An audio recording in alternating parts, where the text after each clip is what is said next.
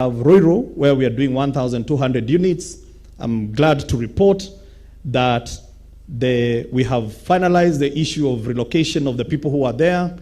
It was not noisy. CS, I want to tell you that this morning, the demolition of those units has begun. And because there were not very many, by end of this coming week, we shall have vacant possession on the same piece of land. So Roiro, that 1,200, and we already have the developer we've already awarded. We also have Mavoko in Machakos County, 5,360 units. This sits on 55 acres, piece of land that we co-own with the UN Habitat. And again, the developer is on site. They've even fenced. It's just, they've started the construction. All now we are waiting for is groundbreaking. This afternoon, when we leave here, the CS and I are heading to Homa Bay. You heard, I think, the first trip the president made after his swearing in was he went to Homa Bay, and he promised that he will groundbreak before end of November. This is perhaps one of the most beautiful housing projects that I have seen. We are going there with the CS this afternoon because we have a meeting tomorrow where we are handing over the site to the developer. Ladies and gentlemen, this journey of affordable housing is no longer in the PowerPoint presentation. It has taken off. And I am looking for convertees. Now, the financial institutions that are here, you cannot say that there is not supply. The supply is there. When we did Park Road, which is 1,370 units, I received deposit from 33,000 people. I am sitting with close to 1.8 billion of people who paid a deposit in Park Road in my housing fund today. And they are looking for the next housing development. So even before we go to the difficult processes of mandatory contribution, ladies and gentlemen, I want to tell you, if we all put our heads together, this program will happen because Kenyans want a home. Those who are still debating as whether Kenya wants a home, I think that debate has already gone. And as I said, 2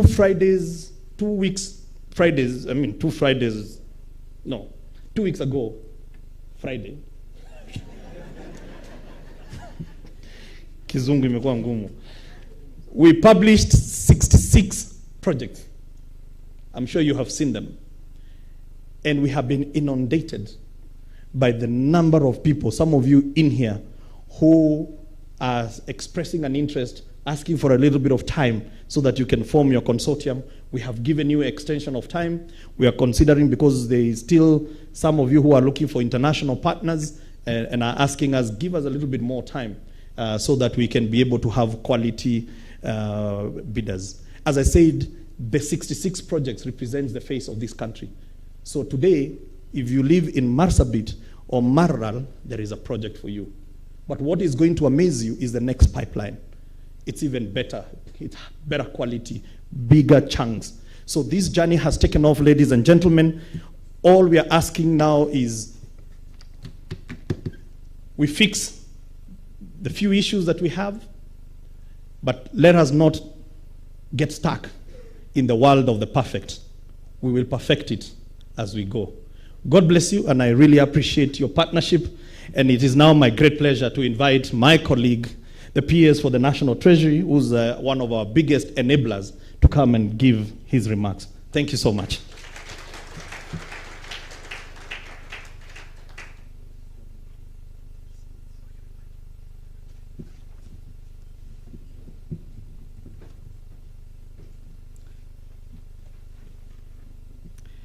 The CS Lands, Public Works, Housing and Urban Development, Mr. Zachary Njeru, my friend PS Charles Hwinga, who has spoken very passionately, and I'm not just saying he's my friend because he said so, we are actually friends.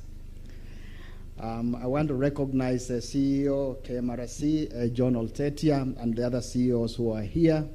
I recognize representatives of the development partners, colleagues from the government, various departments, ministries who are here. I want also to recognize distinguished guests, ladies and gentlemen. Some of you are participating here, and others are participating through technology. CS, allow me to be transparent in my speech, and first of all, to make full disclosure. For over 20 years, I've been very, very closely involved in the housing sector. Before I joined government, I was in the mortgage sector, and I remember way back in 2003, when we were working very closely with the Ministry of Housing that time to come up with a housing bill, housing policy, and thereafter crafting the chapter on population and housing in Vision 2030, and actually debating about what is affordable housing and what's a decent house.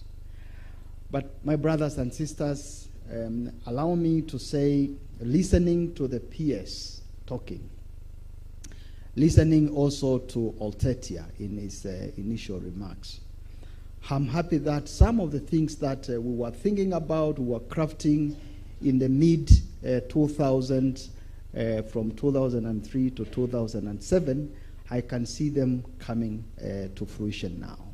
The standardization of housing in terms of the doors, the windows, which is a big practice in Singapore and Mexico, among the countries that we reviewed that time, I can see it coming to life. The also framework of financing that we looked at Singapore that time, the CPF in Singapore. We looked at the financing in Japan using the post office savings bank money. In Germany, looking at what they call in Germany by a very complicated name, Bausparkassen. I can see it coming to life. So for me, I'm very passionate about the housing sector, and I can see a lot of things that we spend a lot of time working on are coming to life. And so join me in congratulating the ministry in advance for coming up with this conference together with KMRC. Can we clap for them, please? And so for me, let me say I am very, very pleased to join us this morning because this conference, as I have stated, is really, really very important in the way that we are structuring our engagement with various players in the housing sector, where I believe in the next few days we are going to exchange views that will forever change the landscape of how we deliver housing in Kenya. I want us at the same time to recognize some of the stakeholders who have graced this occasion. Of course, the bankers are here, of course, the SACCOs, the developers.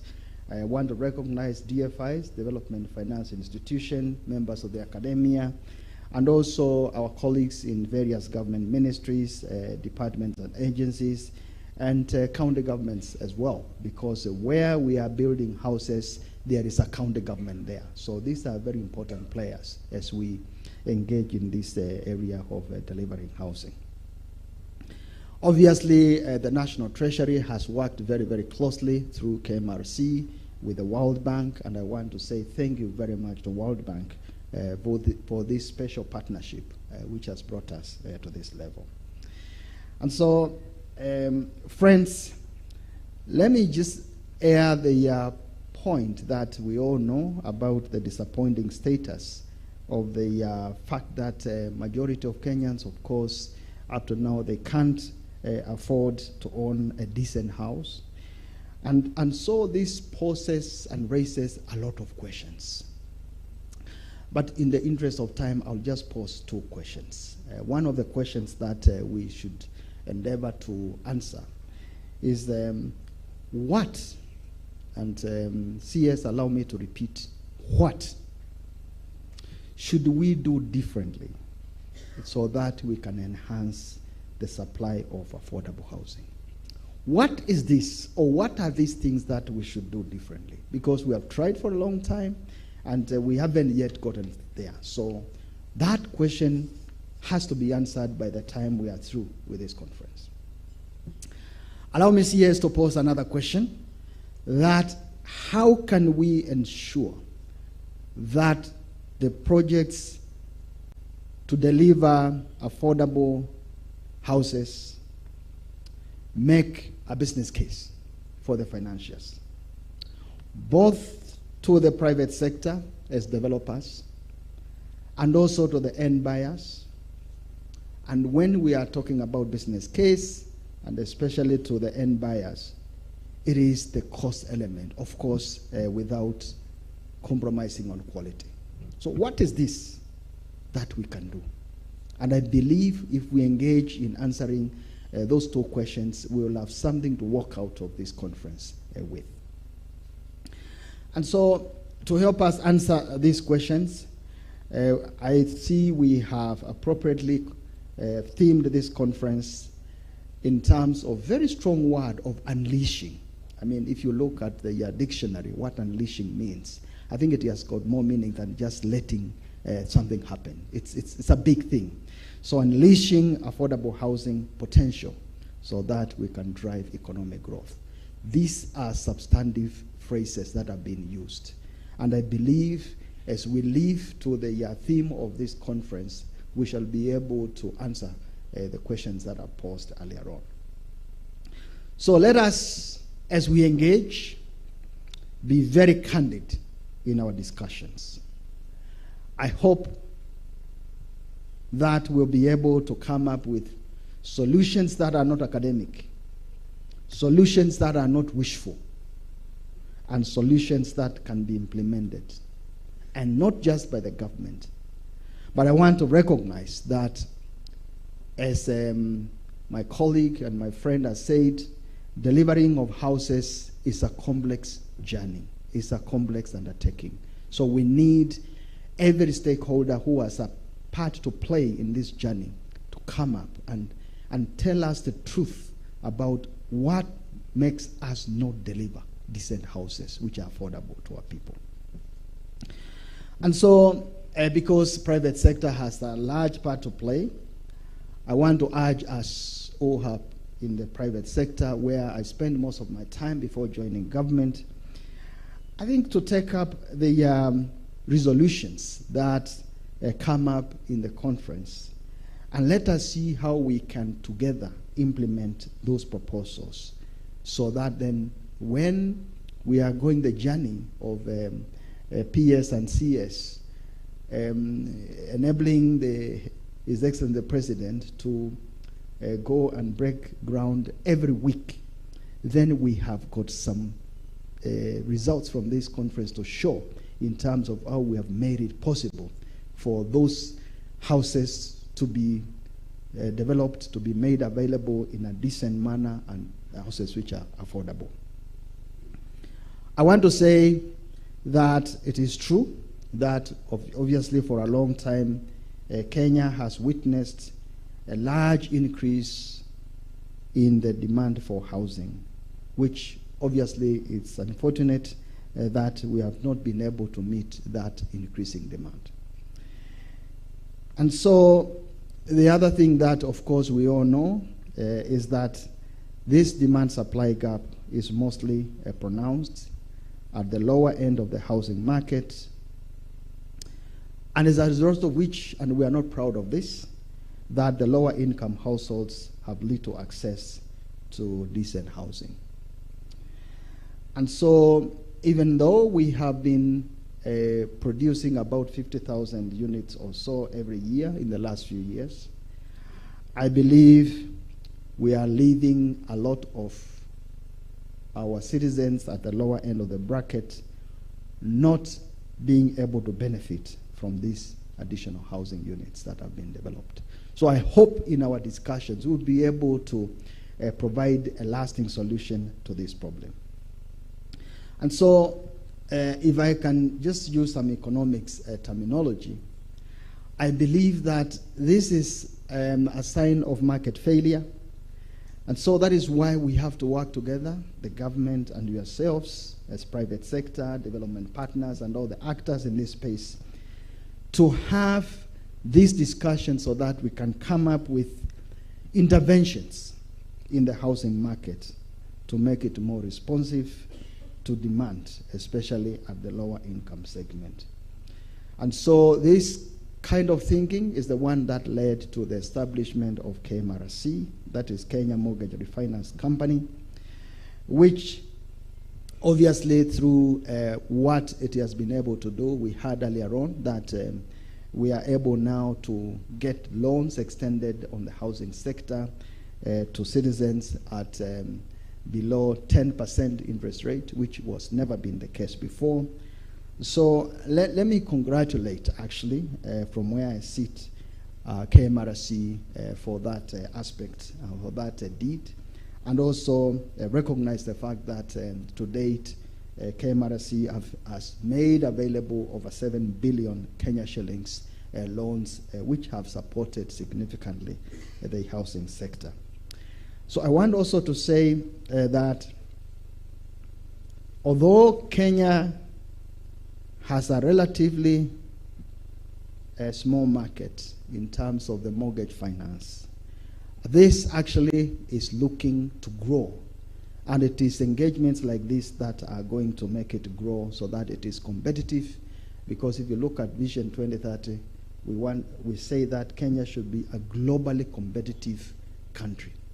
And that competitiveness should be shown, should be seen in every sector. So as we engage, let's ask ourselves, how can we make the mortgage sector as well very, very competitive?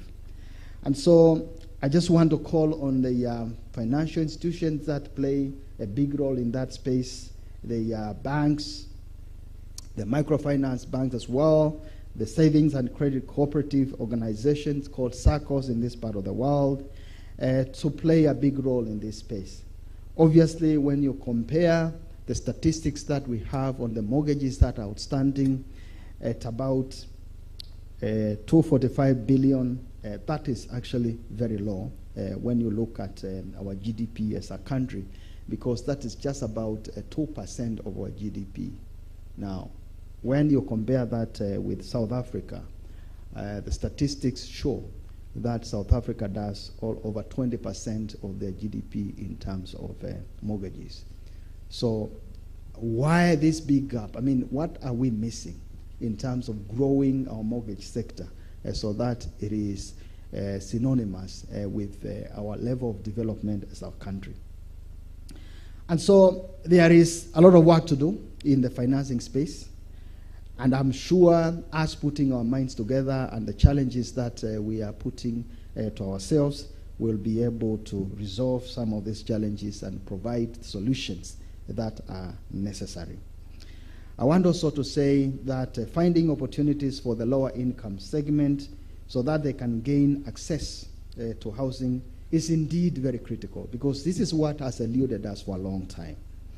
And so clever, innovative financing solutions are required so that we can be able to bridge the gap that we have. And obviously, listening to us here, I am sure that the deliberations that we are going to have will enable us to bridge that gap. At the National Treasury, just turning to the institutions which I represent, we have the big task of ensuring that we provide proper management to the resources of this country. And a lot of times we are faced with a lot of difficult choices of balancing between various requests for tax subsidies that we receive from key players in various sectors of the economy. But I want to give the promise, as my friend P.S. Hinga has said, that we are working together to ensure that the process of granting tax exemptions is smooth. Where technology can be applied, technology should be applied so that we reduce the paperwork, we reduce the areas of uncertainty as much as possible. So if I can reflect on the budgeting process, we did launch the budgeting process early this month. And so I want to ask, as we come out of today with the proposals that we will come up with tomorrow and the day after, let us pick out issues that can benefit the budgeting process for the 2023-2024 period. Because as we do our budgets, we pick up ideas from various sectors. and I'm looking forward to a significant contribution from the housing sector in terms of what we are putting together in the medium-term plan, and also to make sure that this is reflected in the budget for 2023-2024 period. So let me head towards concluding, and I want to note that the government has already been working closely with the World Bank. There is a program we call Development Policy Operations with the World Bank, where we come up with the proposed reforms, and on the basis of achieving those proposed reforms, we get funding at very concessional rates. So as we are formulating our policy proposals in the reform area, I want to say that we have considered two reforms in the housing sector as we are developing these policy reforms. And these reforms including the operationalization of the National Housing Development Fund, and also the establishment of a risk-sharing facility which is aimed at de-risking the primary lenders by offering a partial mortgage guarantee on the mortgage portfolios that are originated from the moderate to low income category of the population, where many banks a lot of times shy away from financing. And this, of course, is due to lack of consistent formal income. And those of us from the banking sector know this very well.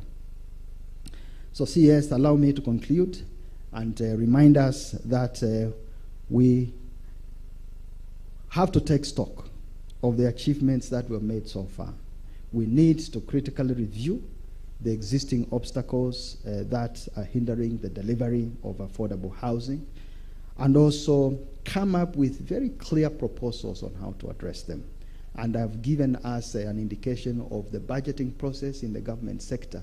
If we take advantage of this budgeting window, then we'll be able to take up the reforms that are supposed to be taken up by government and funded through the government budgeting process. So I will be looking forward to these practical solutions coming through, and I want to promise you that the National Treasury will look at them kindly.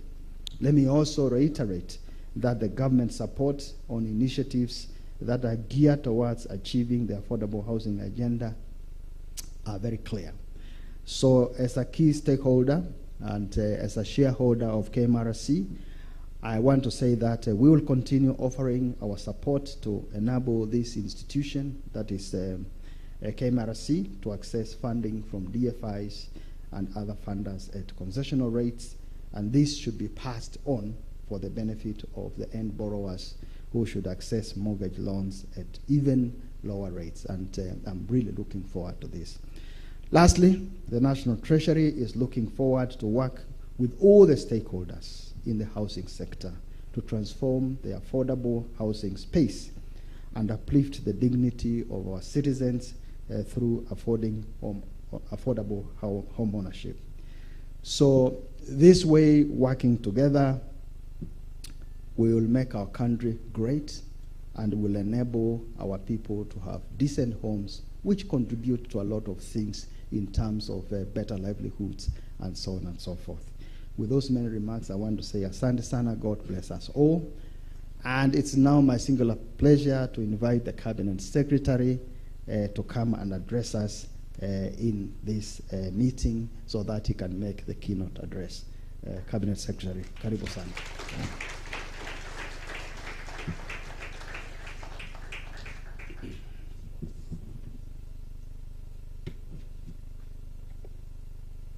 Principal Secretaries present, Treasury and Housing and Urban Development, the CEO, KMRC, representatives of our development partners, distinguished guests, ladies and gentlemen, good morning. You realize my voice might not be as strong and assertive as my three other colleagues, and it's because I am learning. So you'll excuse me when I don't stress the way they've done it, but I can tell you with time, my voice will be the loudest. So ladies and gentlemen, it gives me great pleasure to be part of the second annual Kenya Affordable Housing Conference organized by the Kenya Mortgage Refinance Company, that is KMRC. I sincerely appreciate the invitation and congratulate KMRC for bringing us together to have this timely discourse. I also wish to thank all our partners, including the National Treasury and the World Bank Group, for joining hands with KMRC to make this conference a reality. The theme of this conference, that is unleashing affordable housing potential to drive economic growth, could not have come at a better time. It not only puts into perspective the circumstances under which we currently live, but it also gives us the opportunity to recognize the important role that the home ownership plays in uplifting human dignity. Ladies and gentlemen, in our engagements at this three-day conference, as key stakeholders across the affordable housing value chain, let us appreciate and underscore the unreserved government support on this cause as clearly stipulated in the Kenya Kwanza Manifesto and as demonstrated by our President. Provision of affordable housing is a basic human right duly recognized in the Constitution of Kenya 2010. It is thus the duty of the government, and particularly my ministry, to ensure this right is progressively realized and that all Kenyans live in decent, habitable homes. We acknowledge that despite the deficit of about 200,000 units per annum, remarkable strides in addressing this gap have been made. The establishment and operationalization of KMRC is itself a great step towards addressing the demand side of the affordable housing equation. Kenyans can now access long-term fixed-rate mortgages at single-digit interest rates through financial institutions. KMRC has already refinanced home loans of over 7 billion Kenya shillings. This is a significant achievement considering it started the refinancing business 2 years ago after being licensed by the CBK. However, despite these noted achievements, a lot more needs to be done by my ministry and other housing stakeholders, particularly to ensure supply of affordable housing units. We need to leverage technology and continuously innovate to significantly scale up construction of affordable housing units. The intention is to resolve the more profound housing problems among the middle to low income segments of our urban society, which is disproportionately affected by the housing shortage. On November 4th, 2022, that is this year, my ministry listed 59 areas which are set to benefit from the government affordable housing program. The projects in the pipeline will span across the country and cover most of our counties. To implement the projects, the government has invited bidders to participate in the construction, development, financing, and support offtake. To address these challenges and ensure delivery of affordable housing, my ministry will prioritize the following. A, enhance accountability, transparency, and efficiency in land administration and management. We will take every endeavor to ensure that the ministry's strategic plan, which was launched in 2020, continues to guide our operations on land administration processes and resource mobilization so that we can address the needs of our citizens. B, digitalization will remain a priority area of focus in the ministry's reform agenda. First order is the completion of and full deployment of the AdhiSasa platform as we put strategies in place for a nationwide rollout. I want to stress here that the process of digitization, we all agree was a very good thought. But the implementation is where we've had challenges. And as the PS Housing has said, there's a task force already in force, which will make sure that all the challenges we've been meeting are addressed. And I can assure you, in the next 60 days, the system will be up and running. And I'm sure that is going to unblock so many bottlenecks that have been affecting us in doing our various tasks. These reforms are aligned with Article 60 of the Constitution that provides for sustainable land use and management. But see, part of the housing reforms that the government has been working on include several bills that were introduced in the 12th Parliament but are yet to be passed. This includes the Housing Bill 2021, Valuers Bill 2022, National Rating Bill 2022, Landlord and Tenant Bill 2021, and National Disaster Risk Management Bill 2021.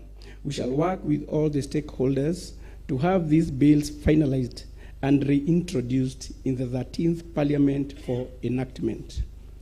D, other key interventions would include, 1, supporting the adoption of the National Building Code 2022 and continuously improve the code to include green and more sustainable housing. 2, simplifying the process and costs of approvals to deliver affordable housing. Here I want to inform you that we are working very closely with the county governments because most of these approvals are devolved. So as a ministry, we are also coming up with a team that will see to it that the approval process in the counties is fast-tracked. We also be aligning tax policies with the affordable housing agenda to drive long-term investments, including encouraging long-term savings. And lastly, we shall partner with the private sector and county governments on developing affordable houses, as well as putting in place practical financing solutions to support offtake. The ministry will steer positive reforms to lower the cost of construction, which translates to increased affordability and accessibility of home financing and end borrowers. We also shall work on regulations to spur standardization of building components like doors and windows. This will ensure mass production of these components, lower the building costs, and at the same time create employment for the Juakali sector and other manufacturing enterprises. I am also aware that there are incentives that were passed by the government but have not been fully realized. These include the stamp duty exemption for first-time home buyers and reduction of corporate tax to 15% for construction of at least 100 housing units per year.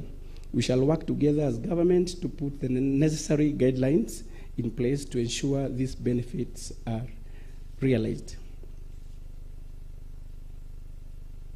You are also aware that investment in the housing sector have one of the best returns in terms of job creation and multiplier effects on the broader economy.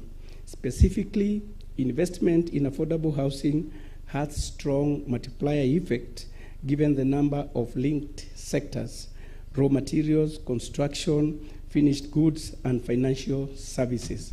In fact, the employment multiplier is estimated that for every house built, about 5 jobs are created.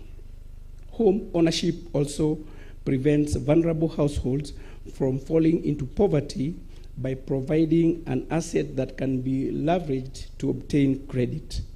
Residential construction industry matters as it makes a big impact on economic growth and employment, and we recognize the importance of the sector for increased socio-economic development of our country. The upside is that when done right, The development of housing markets stimulates economic growth, creates jobs, and helps reduce poverty. I am excited on working with all stakeholders in the housing sector, both on the demand and supply sides, to transform the affordable housing space and uplift the dignity of our people through home ownership. My ministry will continue to leverage on linkages with affordable housing enablers for provisions of both physical and social infrastructure, which is an integral part of housing.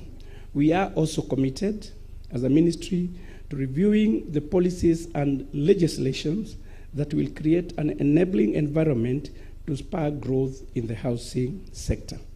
I wish to thank you all, and specifically KMRC, for organizing this conference, and I'll be looking forward for more engagements as we collectively work together to unleash the affordable housing potential to drive our economic growth.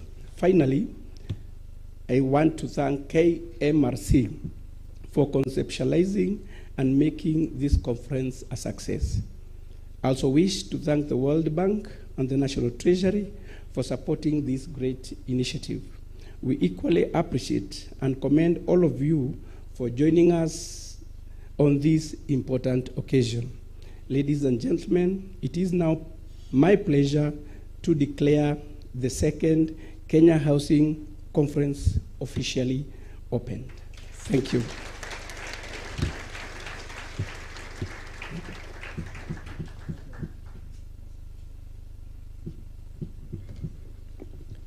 Thank you so much, CS, for your remarks. Thank you so much to the PSs for your thoughts.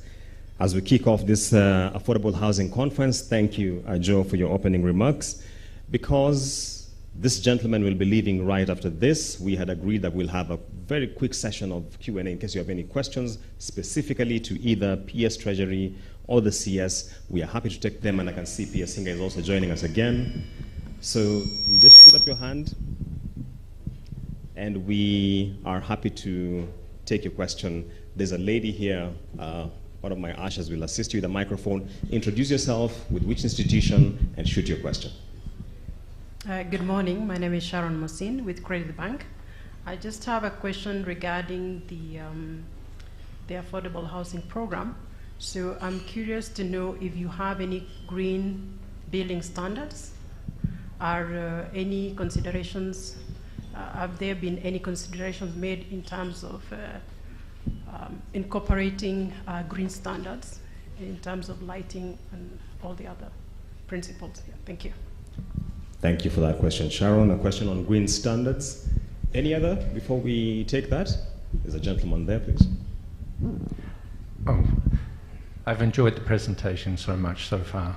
Thank you so much to everyone on the stage. I just have a question that I worked with the securitization of mortgages in Australia and Rwanda. Whom do I talk to when you have innovative things that affect policy before they write the policy? Securitization of mortgages, whom do we talk to when we have issues which involve policy before the policy is actually designed? Any other before we take those ones? It looks like there is none. So I'll invite the green building standards question. PS Hinga.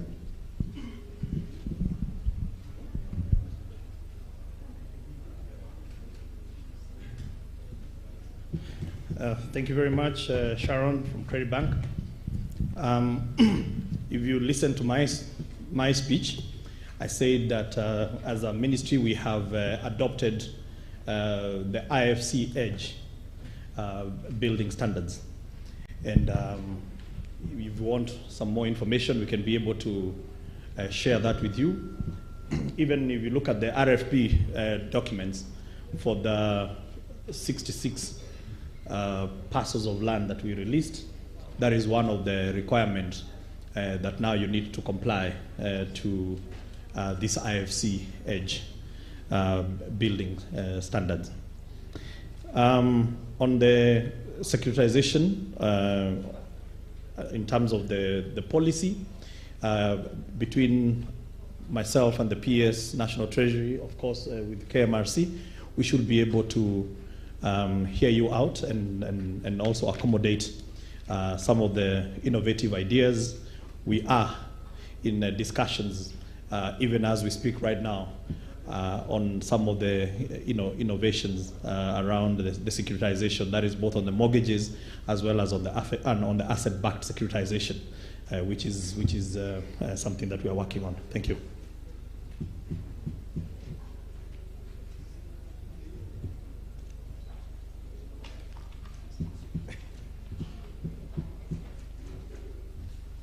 Thank you for those very clear, informative questions. On securitization, there is work that was done in the early 2000s by Capital Markets Authority. So in terms of mortgage-backed securities, asset-backed securities, we can engage as National Treasury, both as a department of government and also through the Capital Markets Authority. Thank you. Thank you, PSS, for those responses. We have bandwidth for 2 more questions. There's a lady here. Hello, Sita Shah with FSD Kenya. Really energized to be here. Everything you've said, it seems like a lot that we're going to present in the afternoon is already borrowing from your strategy. So some of the things you've said about implementing the housing bill, we're right here to support that. That's seen as a key gap. And also really wanted to say in terms of creating digital tools, we have an initiative with State Department of Housing and KPDA for VAT incentives. And we know the experience is difficult, but we're here to try to support, to devise a tool to make it easier. So the question is really just to say that we've launched something called the Open Access Initiative, and that's answering PS Treasury's question, what was difficult? And it's trying to say some people find it difficult, some people are finding it less difficult. Could we conceptualize and put support behind the Open Access Initiative so any partner that gets support from government or DFI in terms of land, infrastructure, finance, offtake guarantee, we capture very simple data. And I have a slide on that this afternoon, but it's a request to say that we may feel land is 30% cost, someone will argue it's 9%, but we can get the data because every project is site-specific, but let's learn from that. And really why it's so important is when we started engaging with members of the Sanduku initiative to say we're behind you, the first request was, can we create architectural plans? And we're like, no, we don't want to recreate the bill. We don't want to recreate the wheel. We have excellent developers. Let's request them that if they're already benefiting from contribution of land, let them also share, because the pie is 9 million units, we're saying, in 10 years. So that's the question, and also to reiterate our support as FSD Kenya. Thank you so much. Thank you. On matters regarding the Open Access Initiative, and any final one before we close? Oh, yes, sir. Microphone, please.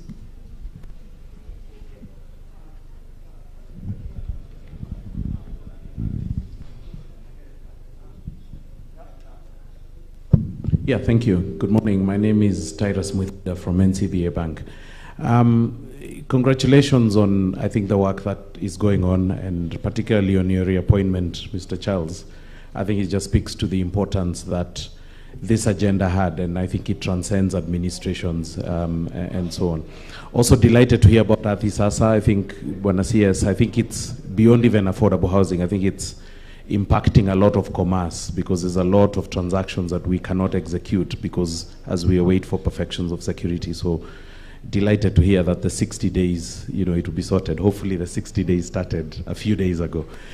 Bwana CS Hinga, my question is on beyond the provision of affordable housing to the vulnerable in economically that were hitherto. Is there thought and work on protecting against predatory buyers that will then come and buy whole floors, and then before you know it, you've got landlords going back to the same problems that have always been there of those that are supposed to own these homes? It's very easy for them to be hoodwinked into, I'll give you $1 million bob or 10 million or 5 million shillings, give me these houses, and then it goes back into the old cycle of, is there any work and thinking and frameworks that will protect these buyers? And the reason I ask this is as we provide finance to you want the certainty that their owner tenancy is actually enforced, because that's the real value of owning a home, that you're actually living on it, and not even giving it to somebody else and then you go back into the same shanty that you are in and then you are a landlord. The idea here is that you own and live, because then that is what genuinely upgrades the social standing and status and financial empowerment of that individual that was allocated the housing initially. Thank you. Yes, I think it's the two questions, really. Thank you very much. Unless there is breaking news somewhere, I'm still PS, not CS. And I do note that I had to check quickly 411 and I didn't see any.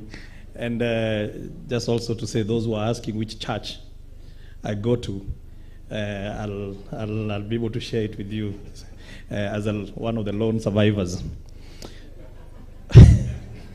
On a lighter note. Yeah, SITA, we've had several engagements on this open access initiative, but also don't forget that we also have the Boma Yangu platform, which a lot of work has gone into developing it, and this is supposed to be the marketplace. So let's try and see how we can combine those efforts so that we have a singular place. And very soon, I think by 1st of February, we are going to have a banking hall where it's going to be on the 5th floor of Prism building, where every matter to do with Boma Yangu and so on and so forth will be canvassed. We are also moving the platform to be together with the eCitizen so that Kenyans can be able to interact with Boma Yangu much more, in a much more friendlier way. And there's a lot more excitement coming in terms of the development of Boma Yangu, including, pent-up demand, because some of the financial institutions, the question you've been asking is, there's about 350,000 people that have registered on Boma Yangu, but how many of them are bankable, or so to say? It's a lot of work for you to go and register on Boma Yangu. And we have asked the financial institutions, we have actually given them permission to go and integrate with Boma Yangu directly. So we have said you can have your API so that you integrate directly, because there's a lot of useful information that Kenyans have given us. And then you can start mining from that huge database. But SITA, we are very happy to collaborate on that particular initiative. Titus from NCBA. Now, one of the most difficult things to do is to police enterprise. And Kenyans are excessively entrepreneurial, even bordering illegality. So there is illegal entrepreneurship. Our desire is to have these homes, when we build them, is for them to be owner occupied. So, but let me tell you the dilemma that we have, and I hope I'm going to throw the challenge back to you. Maybe there could be someone with an innovative solution. When we did Park Road, let me give you the price that I remember very well. Is a 3-bedroom, 60 square meter, going for 3 million shillings. The repayments for that is 21,000 shillings per month. Those homeowners have been given offers to rent the same unit at 55,000. How do you police that? We have agonized as a ministry, because those homes are supposed to benefit those first-time homeowners. Now, it's either we go put biometrics, eye recognition, what, and you actually realize that the process of trying to police that might actually be more than the cost of the unit. So, what we are going to do in the next lot the 42,000 that I said we are releasing, and we want Kenyans to start registering. And there is a pay bill. Actually, you need to start paying 005500, and your reference number should be your ID, the hash number. We will repeat that again for the sake of the media. We want you to start saving for these 42,000 units that are coming up. Now, there will be a self-declaration. That's the first thing that we can do, is that if you're going to be a homeowner in this particular program, that you will stay in that house. Now, if you declare and you say yes, and then you don't, then we have got some consequence management. But it's a very difficult thing to police. What we hope will happen is that in the near future, where the prices of housing stabilize and almost everybody has a unit, that stops being an issue. So the answer to that is, give me the 250,000 units a year, and then we solve that problem. But before we do that, it's going to be very difficult to police enterprise. Now, on the second issue, one area we have managed to lock is you cannot sell that unit before 7 years. So you can't sell that unit 7 years, for 7 years. And that is simply because if you calculate the amount of subsidy from land to infrastructure to the taxes, if we allowed you to go and create a market, you're going to distort. Okay? You're going to distort the market, and we're going to go back to the same place, because these units are highly subsidized. So today, that person at Park Road for 3 million can go and sell it, offload it after they buy it for 7 million. Now, you see, we will not have solved the problem. So in the lands ministry, there will be a caveat that you cannot be able to sell. But there are some people who have come to us, and they think they're telling us very nice stories, but we actually tell them you're sinning. They think, because ordinarily when you hear someone who says, PS, I can take 100 of these units, they think you're going to clap and say, hey, thank you very much, there is a market. There is some who even told me, one of the Matatu guys, who are actually, we have Matatu touts, who are homeowners also. Please, with media, we need those stories told. When the Matatu guys came and they said, mimi, venye nilifanya, kwa sababu nataka hizo units na umesema tu ninapata moja, nimesponsor watu. Nimepatia yeye milioni mbili, niko na watu kaa 10 hivi, nimepatia. So that is the entrepreneurial nature of Kenyans, and they will try and beat the system. Some of them unknowingly. Oh. Okay. So there are people who essentially are saying that I have gone and collected 10 people and have given them 2 million shillings each and have told them, go buy that house. And when you buy that house, I will give you something in return, and but those houses are mine. Okay? So they're trying to beat the system, thinking that, whatever that, and they actually came to talk to us about it proudly, like we are helping you solve the problem. And we say, no, you're not. You're creating bigger problems. And there will be teething problems, ladies and gentlemen. That is a fact. And I know there are some who will make big stories out of the teething problems. And that's perhaps part of their trade, because if there is nothing, there are no bad news, maybe they can't sell. But we are focused. We are focused on the positives. We are focused on those stories of Ochieng in Rongai, who is uneducated. Ochieng did all the joinery work in Rongai, and today is a homeowner. Those are the transformative stories we want to focus on. But we will fix these other stories. So I think that was the last question. Thank you so much. Thank you so much, PS Charles Hingam. Ladies and gentlemen, I want to bring it to a close at that point. I wish we had more time for the Q&A. We want to take our tea break, and here's how we shall do it. The tea break is 20 minutes, so let's be back here at 20 past noon, please, so we continue the program. I'd like to invite our chief guests to just walk through here and exit via that door, because we should have a photo shoot right out there and a quick media interview just capturing the essence of this conference. So please, let's follow through here, CS and PSs, alongside as well Mr. Oltetia from KMRC.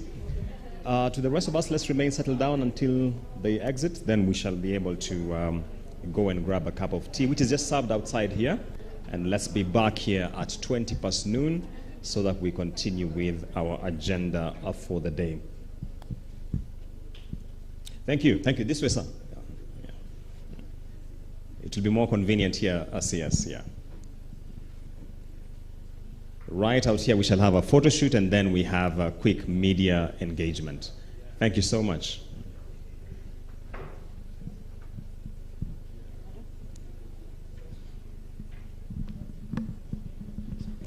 Thank you, ladies and gentlemen. Tea is served out here, so let's grab a cup, have a biting. Let's be back at 20 past noon, so we continue.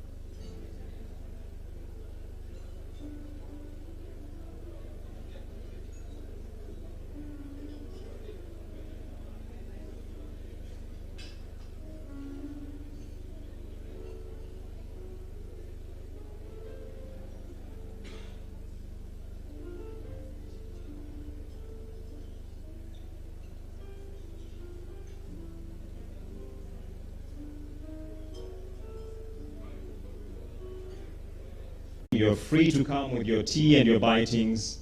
So please grab whatever it is and just come back into the hall so that we start in good time.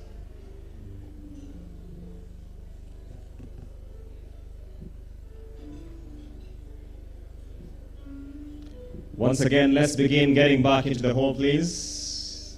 You're free to carry whatever it is you're taking into the hall. So be at ease when you're coming with your tea and your bitings. We are happy to have you inside here with it.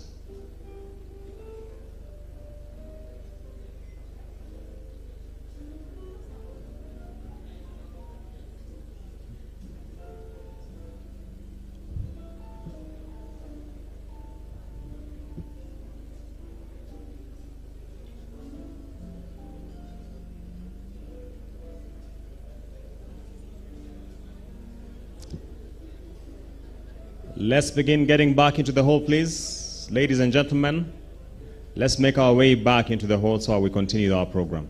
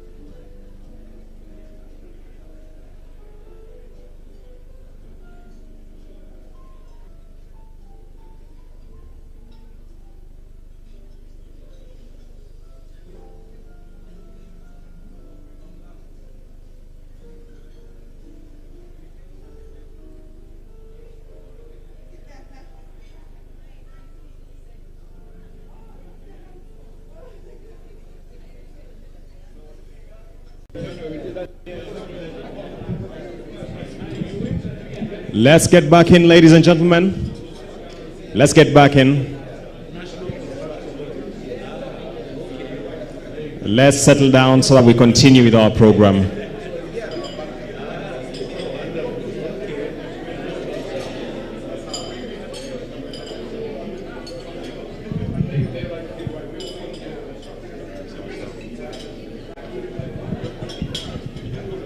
Let's get back in for our first panel.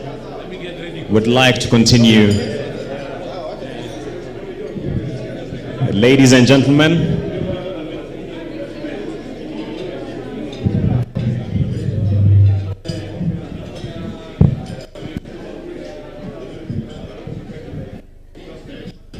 let's get back in for our first panel, ladies and gentlemen.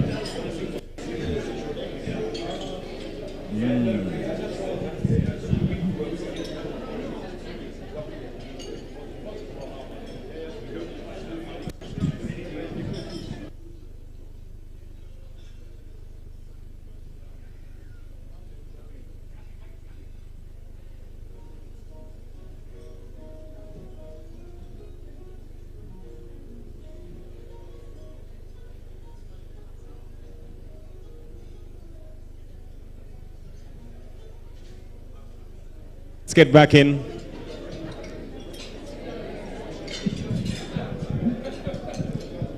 Yeah. I'm back here.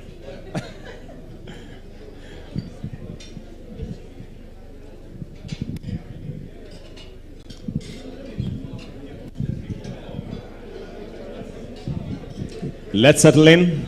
So we continue. Sorry.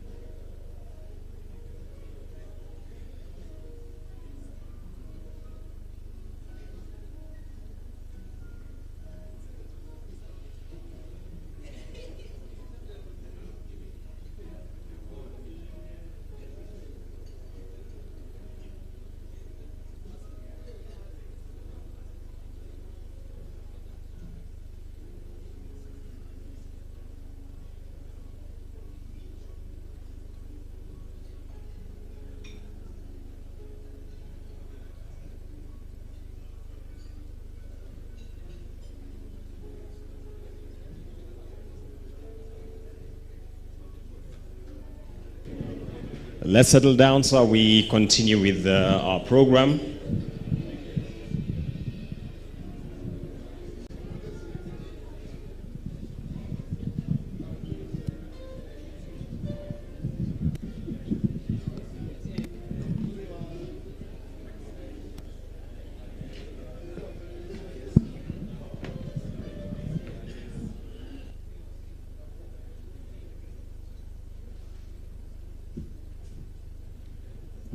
Let's settle down, ladies and gentlemen.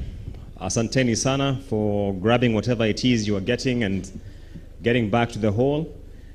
We are getting ready for our panel discussion, and I'd just like to ask for microphones for the panelists. We'll be having a session where we shall have 5 panelists discussing opportunities in affordable housing. As we settle down, let me just again call those who are still outside to join us so that we continue with our agenda. Thank you so much. Thank you. Let's settle down and we kick off our next session.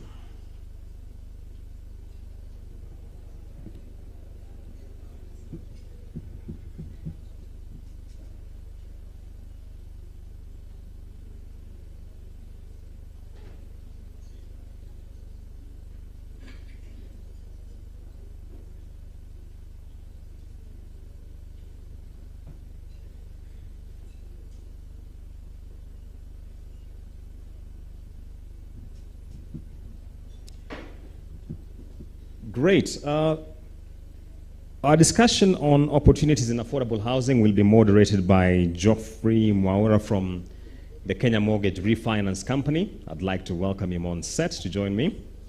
And in this panel, we have Mr. Ngatia Kirungia, who is an advisor to the State Department for Housing. We have Kinyanjui George, Director at Kenya Women Finance Trust, KWFT. We have Zorava, who is the chairperson at KPDA, that's the Kenya Property Developers Association, Chair Affordable Housing Task Force at KPDA. We have Tyrus Muthiga, Group Director, Retail and Banking at NCBA. And we have Maurice Makolo, Vice President, Habitat for Humanity.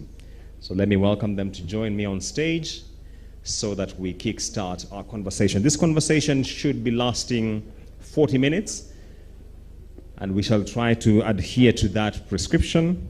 And therefore, I'd like to encourage our panelists to be very crisp in their answers based on the questions being thrown by the moderator.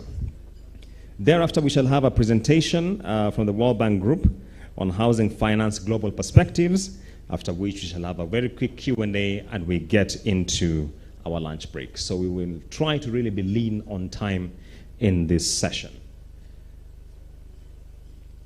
Zoraba is joining us, and then we kickstart our discussion. Gentlemen, welcome on set. Let me take this opportunity to hand it over to Mr. Geoffrey Mwaura from KMRC. Karibu. Thank you all who have joined us today. We want to go straight to this panel discussion. The panel discussion will be looking at opportunities in affordable housing. And we have a great panelist from the financiers, from the government arm, and also from the market players in terms of the regulators and the developers. So just going straight to the matter, I will start with Mr. Ngatia. The affordable housing landscape and prospect, looking at what the government has so far done, maybe you could just give us some indicators, and also looking at to what your organization has done or the contribution toward this affordable housing sector in a minute. Thank you very much. It's always a pleasure to be here at your conferences and to engage with the private sector. And my work is made a lot easier having spoken or having to speak after the PS of Housing and Urban Development, Mr. Charles Hinga. And I think he touched quite extensively on the government's contribution to this affordable housing program. He mentioned a number of things. So the government, as you have heard, is providing land where it's available at no cost.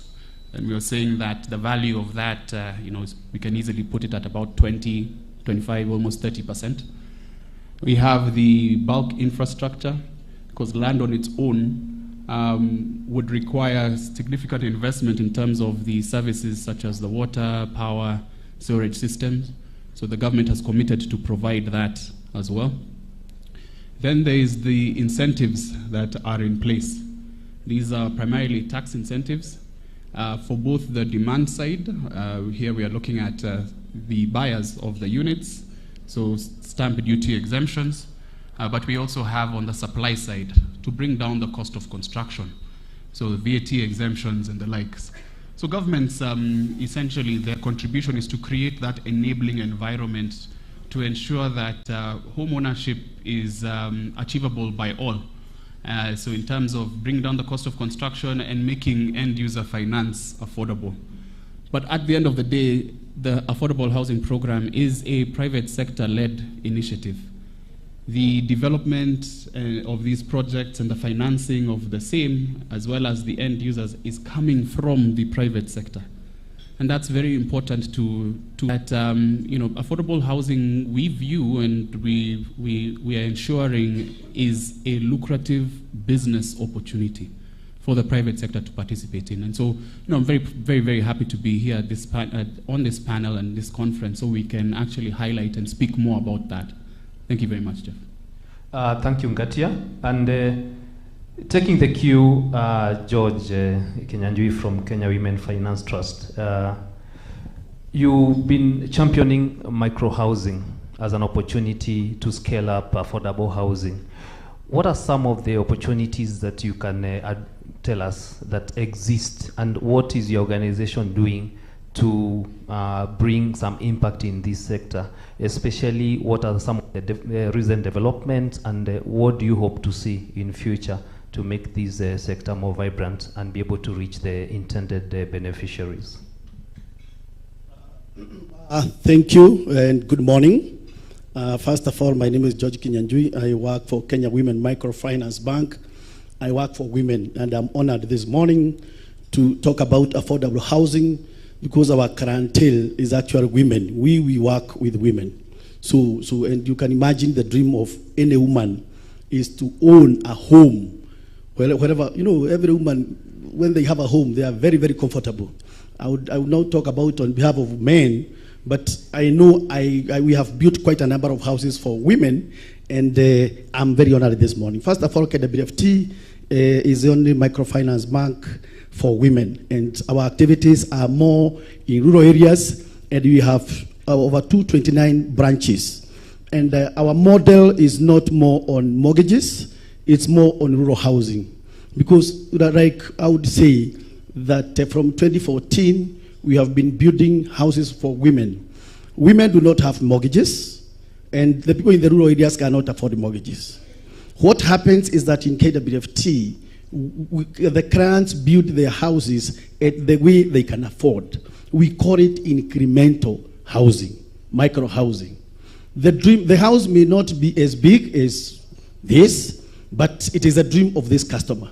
So they build it incrementally. They can borrow one loan, pay within 5 years. They can build the kitchen. The other time they can build an extension of a room. The other time they can build the toilet. That, and after 3 or 5 years, you find that they have a home.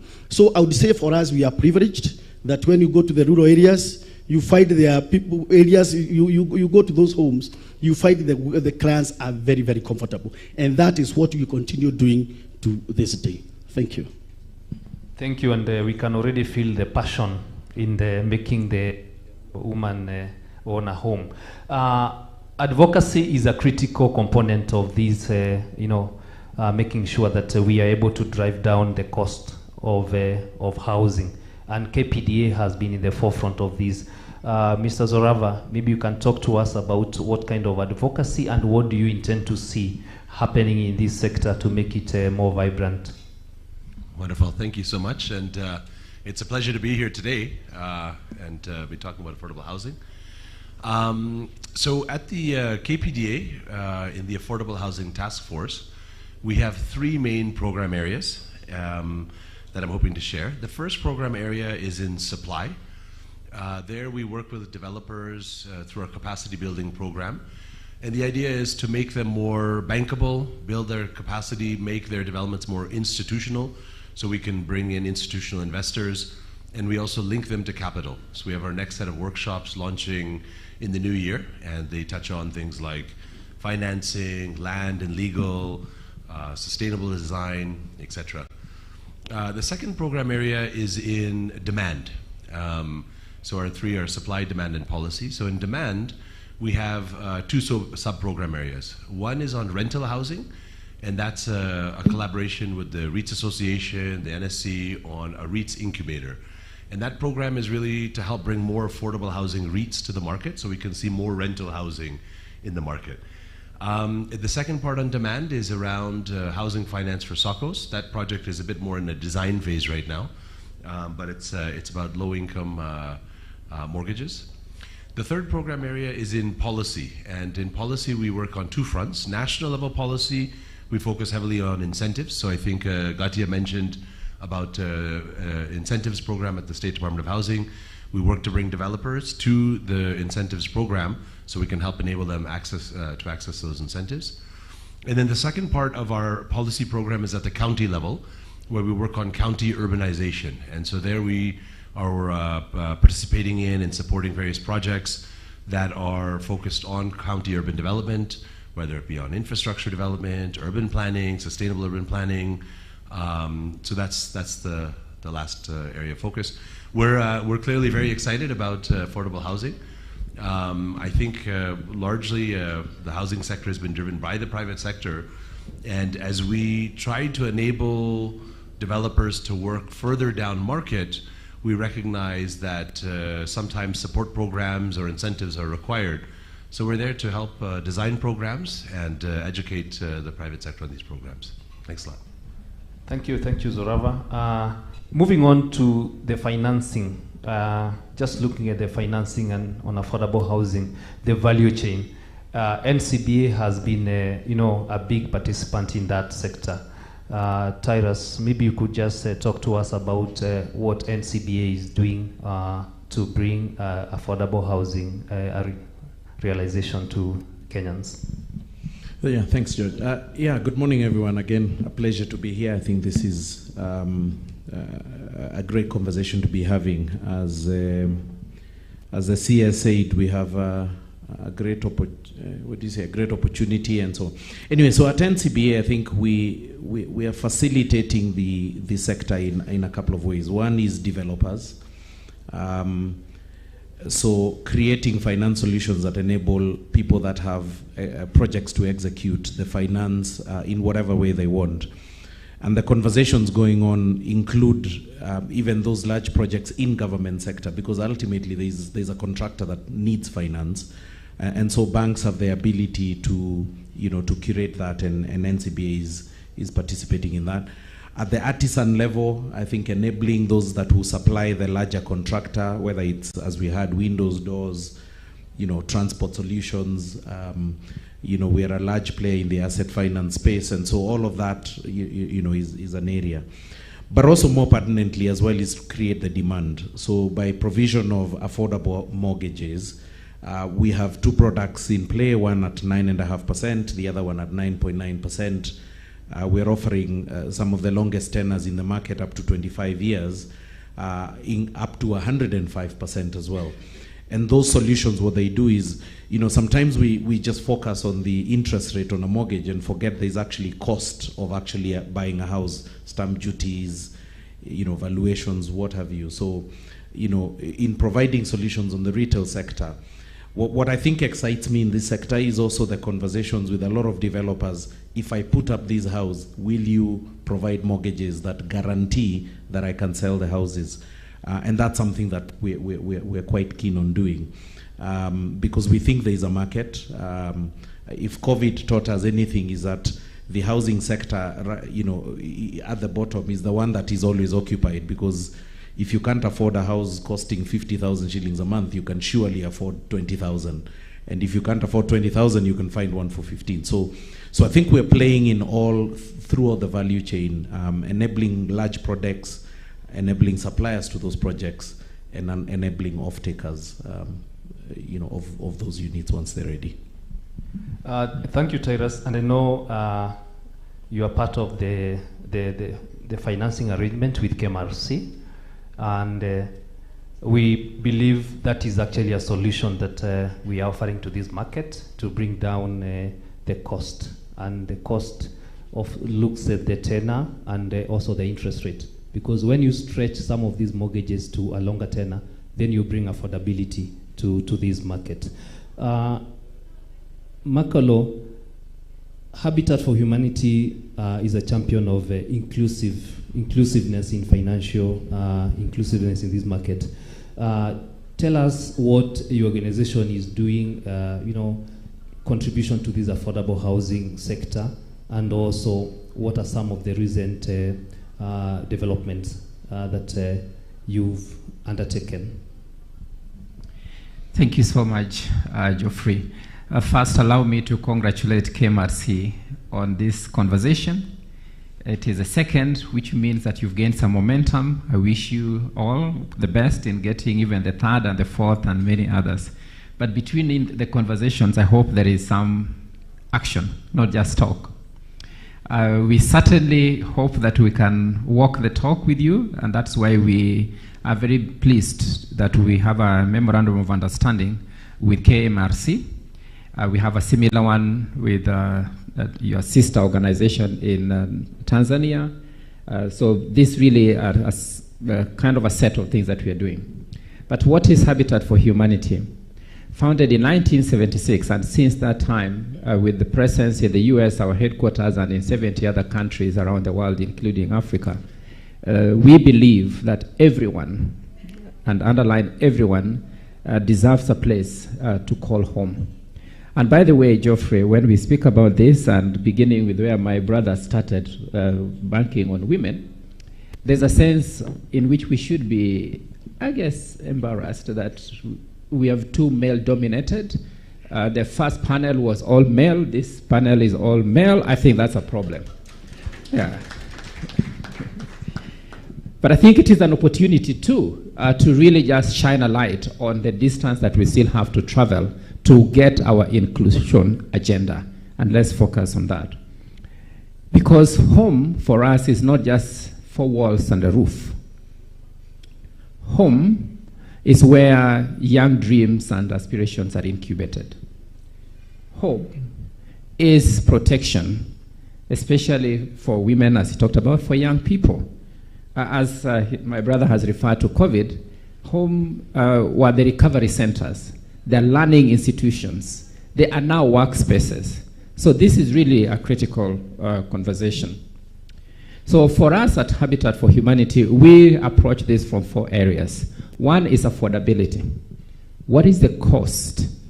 And how do you make that cost really possible to be paid by everyone else that desires to have one? And when we look across all our African but also global footprint, Sub-Saharan Africa still has some of the highest costs to owning a home. And I think that is a factor of so many other things. And that's why we also take care of habitability, which is the second area. In what way is the place you call home habitable? Sometimes because of the construction material. Is it good material? Because for people who are not well endowed, they will use poor quality material that sometimes is a danger to themselves. But that's also an opportunity that we are working on in terms of partnering with people who are innovating new building materials so that, like Jijenge or start somewhere in terms of just not thinking about the ordinary blocks, but interlocking blocks and some other things. Because ultimately, with the better materials, you actually lower the cost of construction. The third area is tenure security. Like it has been said earlier by P.S. Hinga and other colleagues who have spoken, you do not build on air, you build on land. So you need good tenure security for you to actually feel confident that you can invest on that piece of land, but also to give confidence to other players like my brother here that they can give you asset financing. But that shakiness of the tenure security remains a barrier. And we are working on that in terms of advocating for better tenure security. And then also WASH services, the provision of basic services like water, sanitation, and all that. Because all these make home habitable. Last but not least, I just want to say, we have been approaching this through direct implementation, like constructions for vulnerable groups. In Uganda, for example, where we've been present for the last 40 years, we've constructed and or repaired or improved over 200,000 units. We've helped to impact more than 1.5 million lives, and this includes also young people that we have put on a path for better skill sets that actually is also very needed in this particular sector. But also in terms of the policy space, the advocacy pieces that I've been talking about. Thank you so much, Geoffrey. Thank you, Maurice. Just looking at some of the issues that have been brought up is to ask ourselves, is affordable housing really affordable? And just in a minute, I'll just ask one of each of you to just talk about that and tell us, is it affordable from your perspective, from your institution? How do you see it? And I'll start with Ngatia.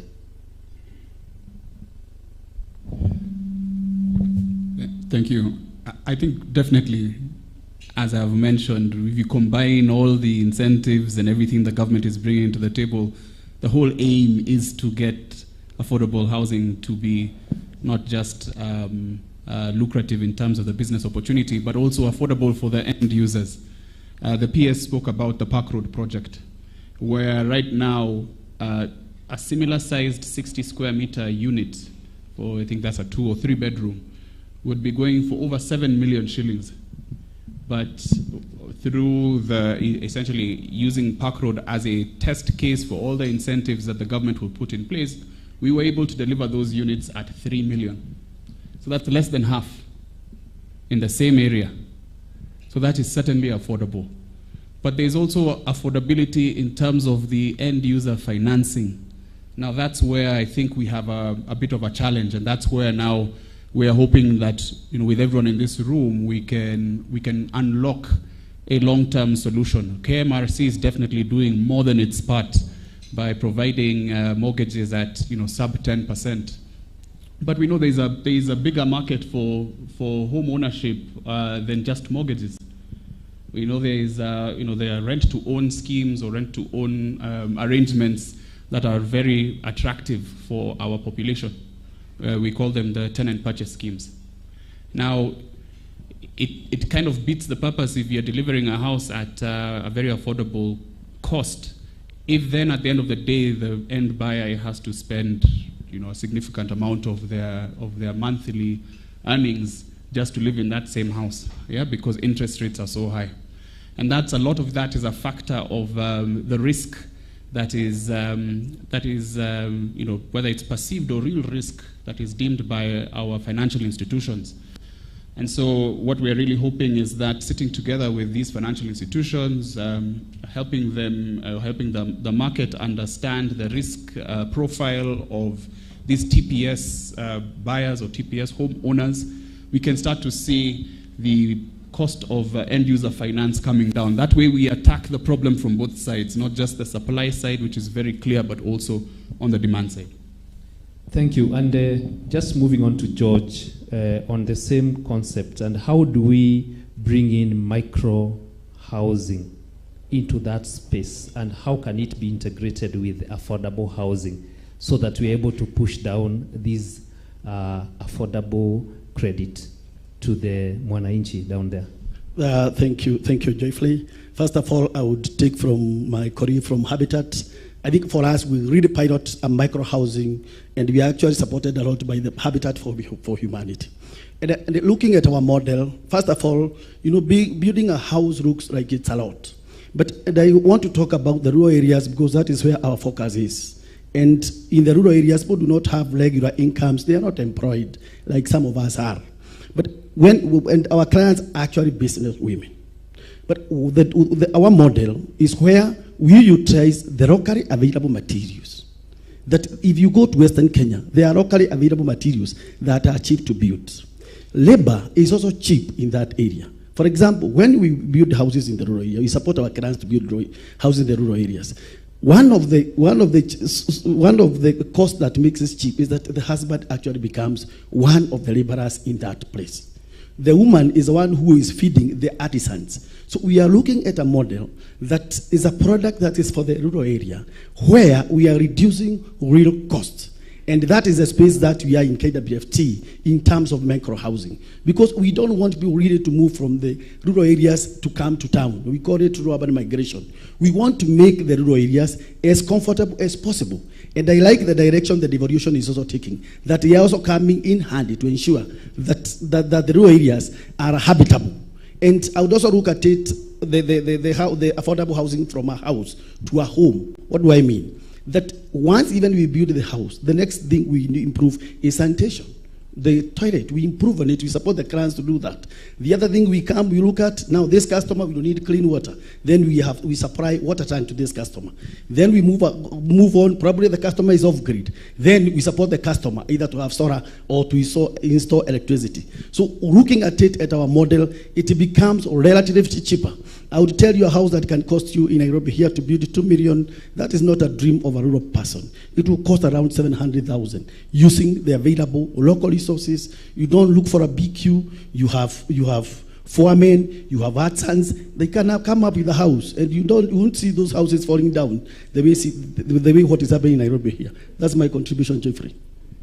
Thank you, George. Geoffrey, if I may add something on the can affordable housing be affordable? I think absolutely. I think, but it's such an ecosystem. I think somebody earlier said providing housing is a very complex issue. There is land, there is government comes into play, banks come into play, providers like QSs and architects and lawyers and what have you come into play. And I think we almost need to be coordinated in the intent that we can make housing available.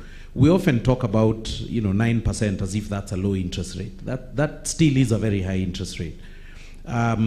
We know the government is intending on lowering interest rates. The president recently pronounced he'd like to see rates, long-term rates below 10%. If that happens, we should really be talking 5% interest rates, right? When we come to banks, I think we're starting to innovate a lot more around. So for example, our traditional approach is to value a house, every single house. Now, when we standardize, as Ngatia's boss was telling us, then what's the point? What do I gain by valuing the unit on the second floor, the third floor? They're exactly the same, you know? So we're starting to think that we can accept that if one unit is valued, it then represents the whole lot. And so I take out the cost of valuation to the buyer, because that's a cost. Lawyers, I know Jenny's here, you have a remuneration law that says you must be paid X for when people buy. Now that was not designed for affordable, you know, sector, and maybe, you know, the Law Society and that sector needs to think, what are the affordable lawyering rates for conveyancing, you know, affordable homes, and then we take that cost down. So I think now you're providing land, and that stuff is going to help. There was talk about incentives around, you know, stamp duties and what have you, because I think everybody is going to coordinate and bring this, you know, down so that we can. But I think it's happening. I think there's a couple of banks, including ourselves, offering rates that are below 10%. I think but the ultimate question we need to ask is, housing is said to be the most significant financial decision, you know, sort of you make, the first largest one. Buying a car, buying, you know, sort of, most people aspire to live in a better place than they can actually afford in the first instance, right? And so if the coordination of all of those players is what actually will make it affordable. So you're right, you know, offering me a 700K house in you know, somewhere, you know, 200 kilometers away from here, if I plan to live there, but most people work in Nairobi. Now they want an affordable home in Nairobi. I think that's the challenge we have to solve. I don't think it's just a government, or it's everybody that plays in it. I think we're making steps in the right direction, but I think a lot still can be done to keep reducing the cost of putting the house in the first place. That then makes it, you know, affordable to that guy who aspires to live in a slightly better place than where they were, you know, when they went to school or college. Yeah. Thank you, Tyrus. And Zorava, I know you want to contribute to that, and there's a lot. And what he has touched on is developers. I mean, you have a very critical role as a developer. Talk to us about bringing that cost down to become affordable. Yeah, thanks a lot. I just want to come back to your question around is housing affordable? And I think when we look around, you know, cities like Nairobi right now, and even Kenya, I think we can say we're almost like in a recession. It's a very difficult time for people, I think. I think the cost of food has gone up, fuel has gone up. I think when you talk to the average Nairobian, I think you'll find that they're having a very difficult time. And I think that cost of living is certainly a part of that, but I think that other costs have gone up that are affecting the pocketbooks of people. And so I think, you know, firstly, I think we recognize that it is very difficult for people right now. And we can also look at, you know, where is that difficulty the most systemic? When we look at the income population of a city like Nairobi, for example, we can see that about 60% of the population falls into low income, maybe about 20% of the population falls into social housing. And when we look at how much people can make, you know, we realize that there's actually a bit of a housing gap on the lower 40%. That's because the housing stock that's there isn't necessarily adequate, whether it may not be affordable, but also we also call into question things about quality. Maybe someone can afford their rent, but are they living in a quality home? Are they having running water? Do they have amenities? So these are the types of things that we also have to address when we are thinking about affordability. We also must think about quality, accessibility, is it in a good location? All of these factors come into play. So I think, you know, I agree with what Titus is saying, actually. A lot of these things are kind of a complex set of issues. To bring down the cost of housing is usually like a sector coordinated activity. And again, I think Titus touched upon that, where there's a lot of moving pieces, right? So, for example, if we want to see the cost of our construction come down, we need to increase volumes in our supply chain, right? And we can, of course, have interventions in the supply chain as well, but we need to see volumes. What's going to invoke the volumes? Is it going to be mortgages? Is it going to be rental?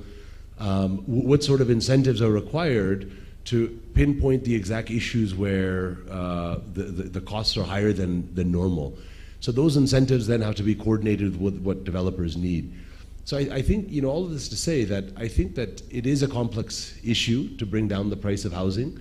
A lot of it depends on the cost of construction, but there's also a lot of other bottlenecks that are there that slow down the process. For example, how long it maybe takes to get a mortgage, how long it takes to get a construction loan. All of these things slow down the process.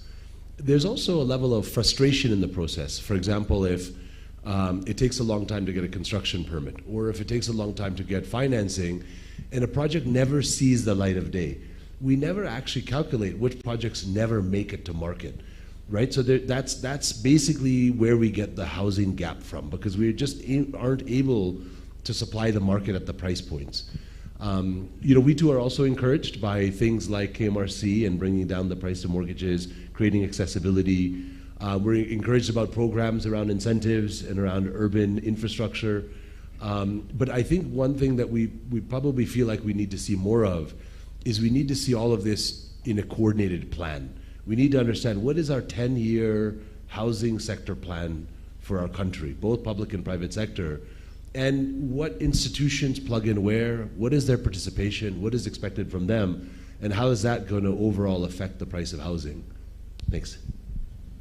Thank you, Zorava. Maurice, how do we make this sector work for Kenyans? What are the top on your mind that we need just to tweak to make this work? Thanks, Jeffrey.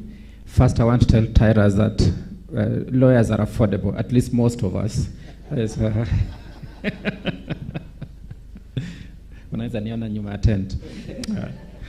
Thank you. More seriously, though, let's just center ourselves in some ways here to then answer your question. On the 15th of November this year, the world population officially hit 8 billion. Now, so what? If you go down to the country rankings, I noticed some very interesting figures.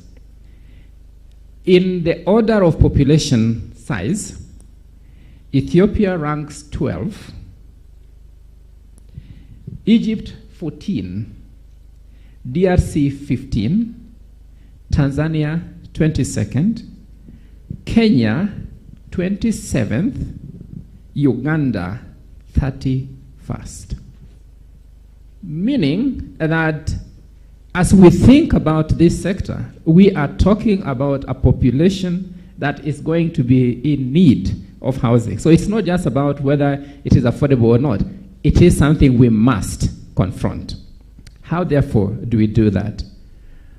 One, I think, is the incentives. I think we've talked about those. We do need incentives, because as we speak today, it's also important to understand where some people are. 238 million people in sub-Saharan Africa are living in informal settlements. How do you improve that? One, it could be about the building codes that will need to recognize some other types of materials and other processes that may may not be recognized at this point. It could be in terms of the efficiency of our approval systems. During COVID, we noticed this in many of the countries where we operate in. Because of the stay home or work from home policy, it took extraordinarily long for government approvals in anything else, but let's talk about housing, to be made, because the officers are working from home. By the time they get to approve your application, guess what? The cost has fundamentally changed. So we also do need to look at how we do the approval system in ways that actually are sensitive to the fluctuations at time, cost. But something that also we must confront ourselves is a mindset shift. For most of us in this room, when we think about construction, we think about the blocks or the bricks. We think about the old way of construction. We certainly don't think about recycled plastic as part of what we could use as construction materials.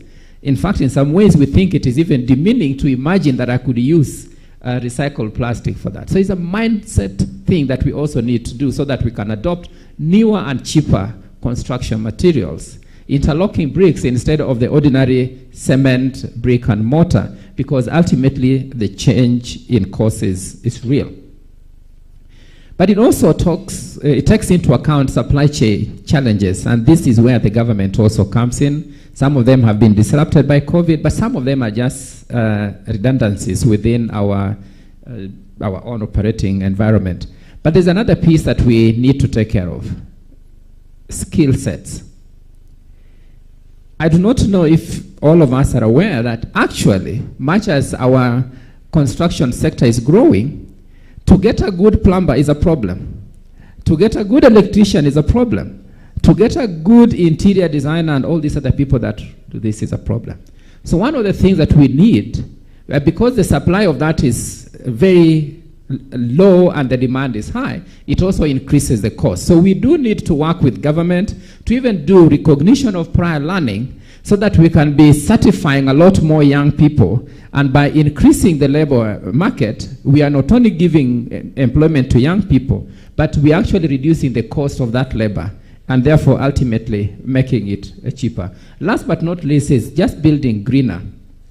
Because when you begin to go green, ultimately the price also goes down. So that you are not also thinking about affordability just in the short term in terms of construction, but you are thinking affordability in the longer term game because of how you need to maintain your household or your house or home in the long term. Thank you. Thank you, Maurice. I think you've touched on a very critical component, going green, because operational cost of a house becomes a big saving in the long run. So you don't just look at the initial cost, which I mean most people focus on, but you look at the running cost of your home in many years to come, where you're able to recover that. As we come to the conclusion, I just want to give each one of these of you just a minute to give closing remarks, just a parting shot on the take home for the audience. And I'll start with Ngatia. Thank you once again. I think I'll just reiterate what I've already said, that this program is private sector led, and affordable housing really should not be viewed as a less lucrative economic opportunity than high-end housing, for example. It is an opportunity for the private sector. We need the private sector. We are not unaware of your need for sufficient or appropriate returns. And as we have already done, we've already shared what government has brought to the table. But we know there is more we can do, and forums like this are very helpful for us to understand that. So please come and tell us what more you think can be done. We are open to practical ideas and solutions, and really to ensuring that affordable housing makes business sense for everyone in this room. Thank you, George. Thank you. Thank you.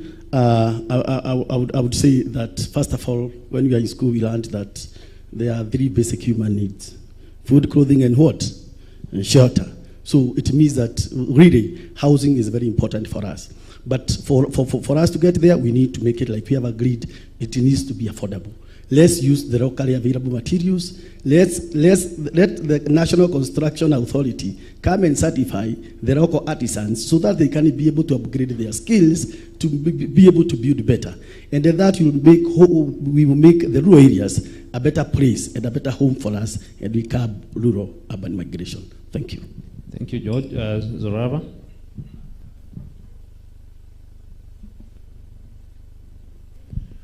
Thank you. So I'll just start by thanking KMRC for organizing the conference. It's really great to have the dialogue and the sector conversations going.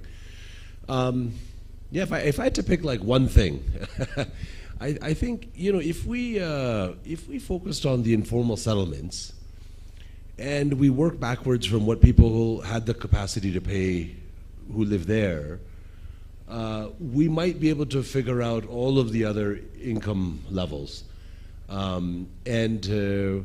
If one was to say, where is the need most required, right? Because I think, as we talked about food, clothing, shelter, we can also say that housing can be considered like a human right.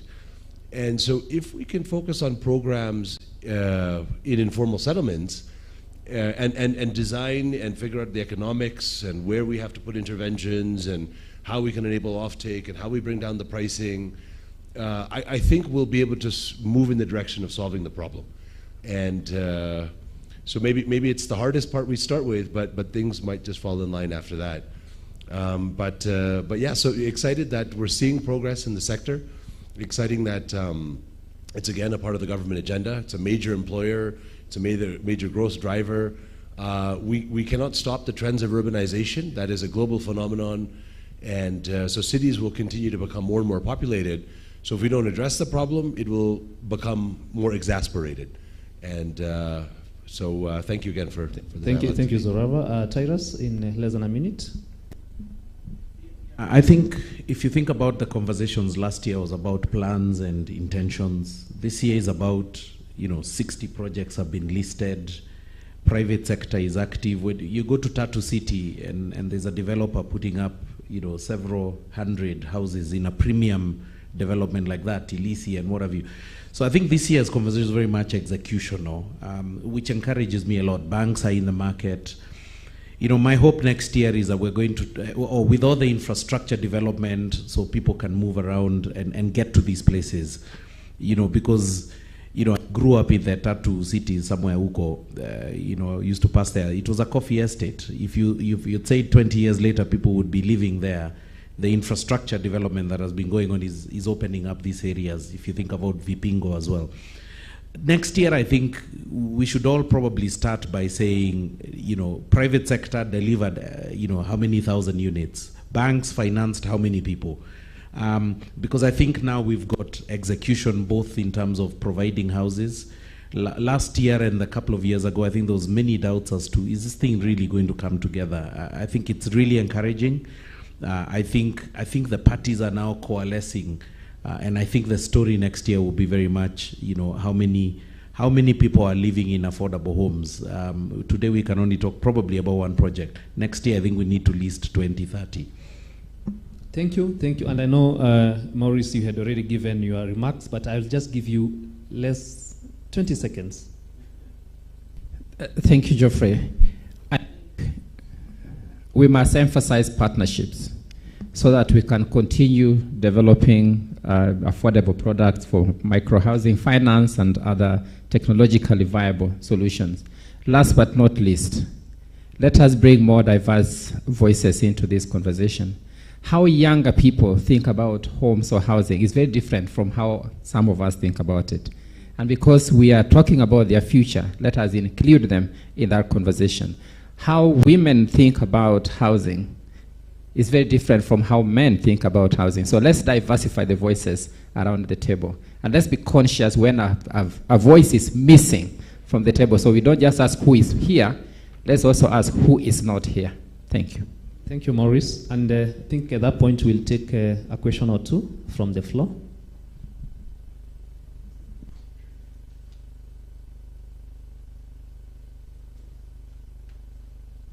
The mics should be circulating.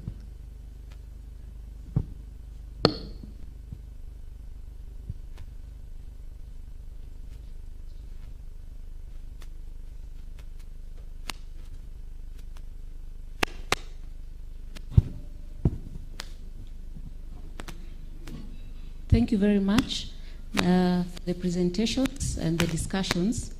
My name is Susan Araka from UN Habitat. Two things I've picked from the discussion so far is that you are using interchangeably affordable home ownership and affordable housing.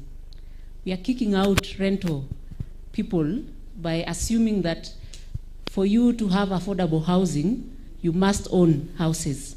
And that brings me now to a question I have to KPDA. In the past 2 months, we have seen collapses of about five buildings. And these are developers who are funding themselves, assuming that if they are not using consultants, then they are not going through any financing, any financier. They are funding themselves. what are you doing as KPDA to capture that section of those developers, seeing that they are the major suppliers of housing? Actually, they are the main suppliers of affordable housing in the urban areas. And even the greed of them building beyond what has been approved is a statement enough to say that there is demand for the kind of housing that they are doing. And in the same light, also for Ngatia, what is the government doing towards these developers? Because you have emphasized so much that affordable housing supply is private sector driven. But these guys are building, and we are not seeing them anywhere in the profile of what the State Department is doing in terms of these private developers. They might be micro private developers. They are not doing 42,000 units. But even their 50 units and their 100 units count towards the housing supply. Thank you. Take another question, just one, so that we can, because of time. Thank you. My name is Marion Rono from Nairobi County, Director Housing, and I'll give a comment and a question. And I want to look at the perspective of county governments. And my comment more is to Ngatia. We know that we also heard this morning from the PS Treasury that the projects the government is doing have to make economic sense to the developer and to the buyer. For county governments, rent is one of the main sources of revenue. And I think I like what UN Habitat has also talked about, the issue of rental housing. And I think even as we think about housing, let's start thinking about our country and our cities 50, 60 years from now. We are talking so much about affordable housing from the home ownership point of view. How do we handle urbanization 20, 30 years from now? If we as county governments do housing and dispose it, what is the future of our country? Number two, I think I have a question to KWFT. Kindly tell us a little bit more, because I think your interest rates to the women are, I think, very high, but kindly tell us something a little bit about that. And then I think I have a comment in terms of how we are looking at housing, or how we need to look at housing. And I think I like what the parting shots of Ngatia and our brother from KPDA. Housing is not just, we cannot just look at housing in terms of one strategy. Can we look at housing in terms of various strategies and various players? Let's look at the slums. Who is doing housing in the slums? It's private sector. Most of the people that we have in the slums are actually tenants. So how do we think of even empowering those people who are doing housing in the slums? How can they be able to do better housing? Because we all don't have to be owners of housing to be able to live in decent housing. Thank you very much. A final one. Thank you. My name is Kevin Sanya from Fusion Estates. It's interesting that I'm seated to the two women from different organizations, but we have the same line of thought. She's from Habitat, from Nairobi County, and I'm from Fusion Estates, private entity. But I would also like to echo the affordable rentals market. Whenever we talk about affordable housing, everyone thinks about home ownership. 80% of those people who are living in Nairobi are living in rented accommodation. So if it is the first thing that we need to prioritize is decent, safe, habitable accommodation that these 80% need to live in. That's an area that as Fusion Estates we are focused on, and would like to know what KMRC, what KPDA, I know we've been working with KPDA, and what other different stakeholders are doing to ensure that these incentives are not only targeted to developers that are building to sell, but developers who are also building to rent, because that's a very key market that we're looking at. The other bit is on incremental construction that has been alluded to by one of the panelists. Is this an area that KMRC or the mortgage providers, the banks and financial institutions are looking into? Because again, through our partnership with FSD in the Open Access Initiative, we do some surveys to our tenants, and you would find that 70-80% of these tenants have their own land, have their own homes in the countryside. And it's a fact, just a couple of weeks from now, the bus stations will be crowded because everyone is going back to their countryside. And in January, they'll be coming back to town. These people are not interested in owning something in town because they already have their ancestral land. So some of these people would want to own land, maybe outside of Nairobi, and do some incremental construction. So how can these products and all this discussion that we're having today also target this kind of, this segment of the market? Thank you. And I will allow the panelists to respond to the three questions. Gatia? Thank you. Let me start with Susan's question or comment. Thank you, Susan. First of all, I'd like to state for the record that every single unit counts. Whether a developer has built 5 units or 5,000 units, they all count towards the achievement of this 250,000 unit target that we have. We're also aware that the number of large-scale developers in our country are few. I think you can count them maybe with just 2 hands. Yeah, but we do have a lot of smaller scale developers that are building, on their own pieces of land, and not just in the urban areas, but also in the rural areas. So we're working very closely with the NCA to ensure that we capture that data and include it in our statistics. Now, to your observation, this sad situation of collapse of buildings recently, that has become a big point of priority of both the national and the county government right now. We know that there are laws in place that should prevent this sort of thing from happening. And now the priority, or at least what the focus is now on, is the enforcement of those regulations and those rules. Marion, you asked a question around urbanization. So if we start off, in the urban areas, there is a big opportunity for us in urban renewal. And I know, Marion, you're responsible for this element within the county government. Let's use an example of Makongeni Estate as an example of an unoptimized or under-optimized piece of land that is very valuable and can really move the needle on our target. Yeah, so Makongeni was built in the 1910s, I believe. Like what was discussed earlier, it's owned by the Kenya Railways Pension Scheme. Right now, I think there are about 1,000 units there, if that. But as per the new Makongeni master plan, there's the potential, the development potential to put up close to 30,000 units there. Yeah, so we're looking at really maximizing or optimizing existing pieces of land that are available in urban areas. But decent and affordable housing is not just the preserve of the urban areas. Yeah, rural housing is very important. KWFT have mentioned to us here that that is their focus, and they're not focusing on that for CSR purposes. It is an opportunity for them business-wise because there is actually demand over there. And of the 66 projects that the PS mentioned, that totaled about 800 acres. And those projects are in 22 counties. So it's not, this is a demonstration that it is not just in Nairobi, Mombasa, Kisumu, and other urban areas. It is across the country.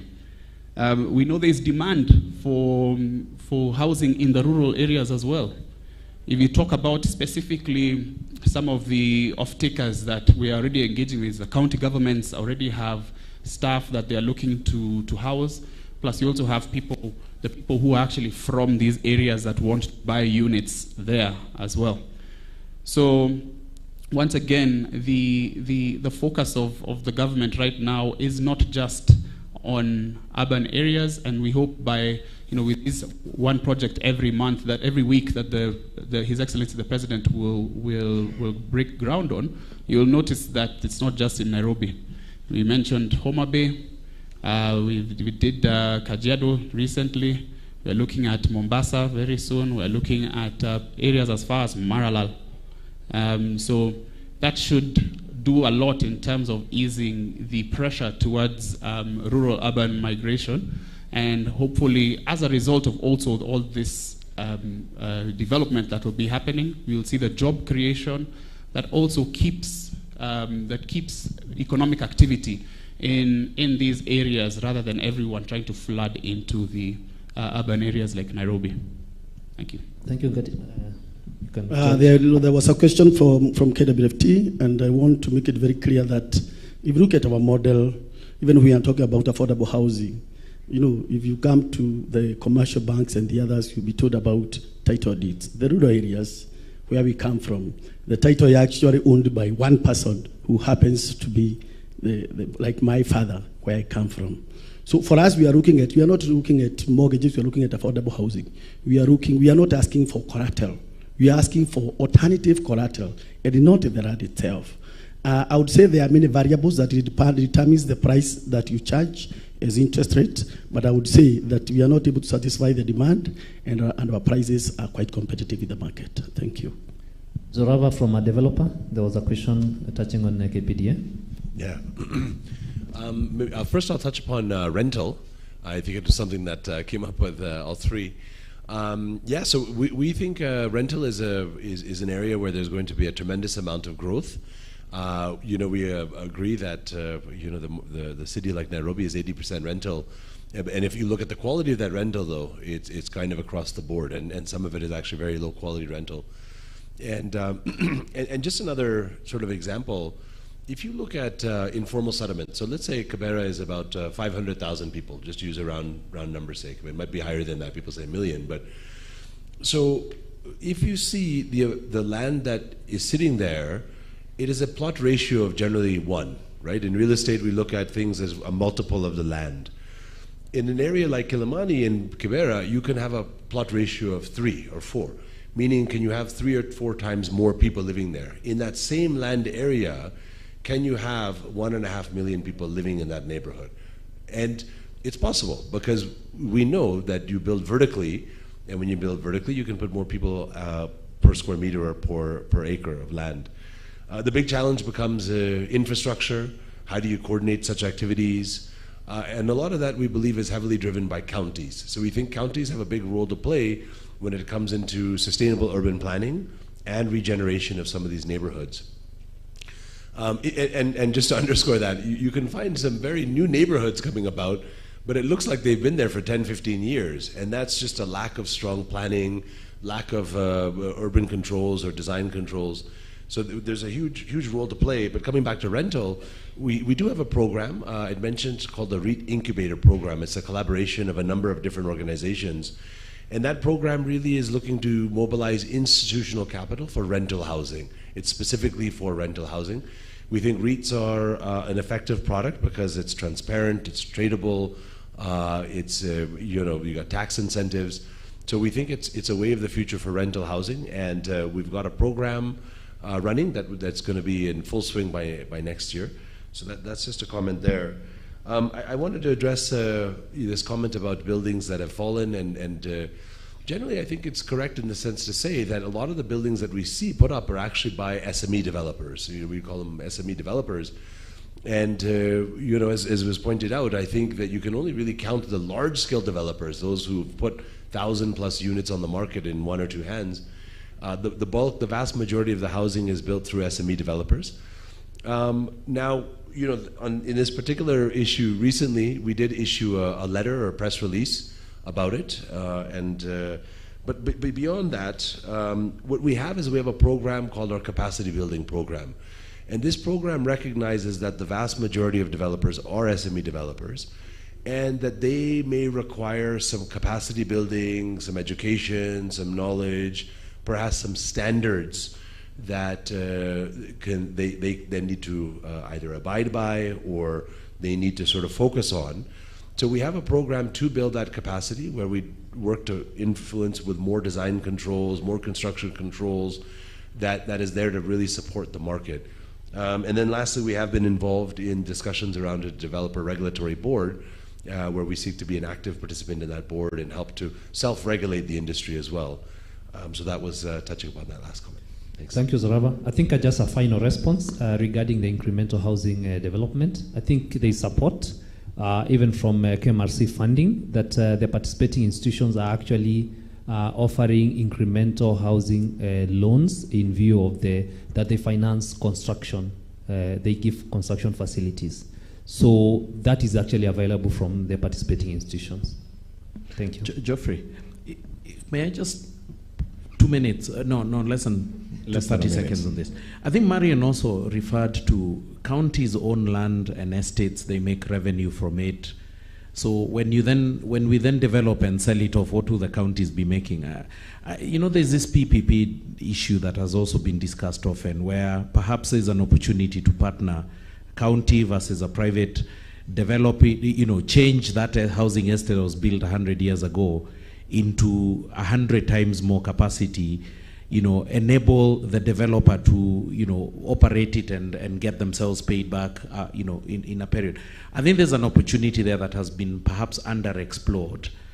How can a county government partner with a private, and I know there's a whole directorate of it, and I think there's an opportunity there because I think there was a question there, how do counties protect their revenues? If they sell off everything, they'll be left, not able to develop, infrastructure and so on. And I just wanted to throw that PPP opportunity. Thank you so much, Geoffrey, and to the panel. Please let's give them a round of applause just to appreciate their insight. Thank you so much, gentlemen. I will invite you to resume your seats. Sorry about that. I will invite you to resume your seats. Let me just give some guidance going forward, as we did in the session with the CS and PSs. If you're raising your hand for a question, please keep it one question, so that at least we redeem time, which we are really trying to redeem here. So next on stage, we have a presentation from the World Bank Group, and that is Housing Finance Global Perspectives. And I would like to invite Isfandiar Khan. And just to be sure that we're ready on the tech side with the presentation. Looks like we are. So yes, let's have the presentation. Welcome.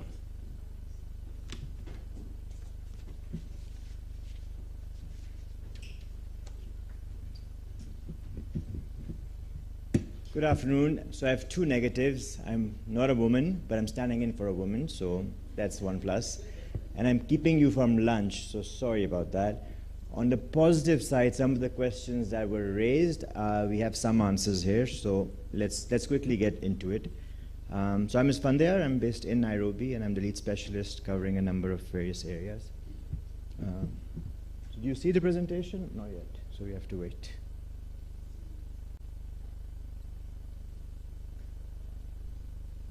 All right.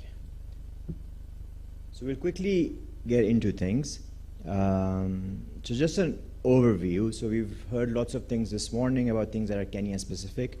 The request to the bank was having a bit of a global view of this, but it's always good to remind us. Next, or if you have a cursor, okay, I'll just tell you. Okay, so the direct impact of the housing sector: construction materials, tax income, direct job creation. Then there's a multiplier effect.